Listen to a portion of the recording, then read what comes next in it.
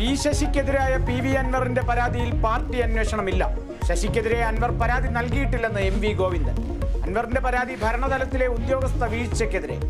നടത്തേണ്ടത് ഭരണതലത്തിലുള്ള അന്വേഷണം. അൻവറിന്റെ പരസ്യ വിമർശനം പാടില്ലായിരുന്നുവെന്നും MV ഗോവിന്ദൻ. നടക്കുന്നത് ശക്തമായ അന്വേഷണമെന്ന് PV അൻവർ. പോലീസിനെതിരെ ജനങ്ങൾക്ക് പരാതി നൽകാൻ വാട്സപ്പ് നമ്പർ നൽകിയ അൻവർ. SP സുജിത് ദാസിനെതിരെ ബലാത്സംഗ ആരോപണം. മലപ്പുറം SP ആയിരുന്നപ്പോൾ 2 തവണ പീഡിപ്പിച്ചെന്ന് യുവതി. SHO വിനോദിനെതിരെയും ആരോപണം. ആരോപണത്തിന് പിന്നിൽ ഗൂഢാലോചനയെന്ന് സുജിത് ദാസ്. യുവതി പോലീസിനെതിരെ സ്ഥിരം കേസ് കൊടുക്കുന്നയാളെന്നും ആരോപണം.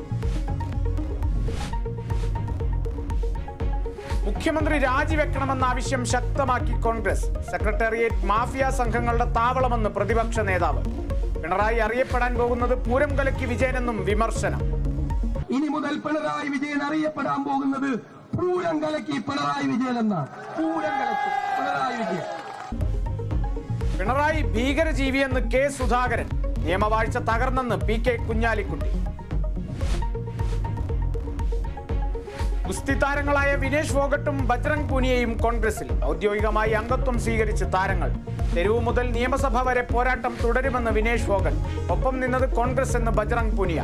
ഇരുവരുടെയും രാഷ്ട്രീയ പ്രവേശനത്തെ എതിർത്ത് ഗുസ്തി താരം സാക്ഷി മാലിക്.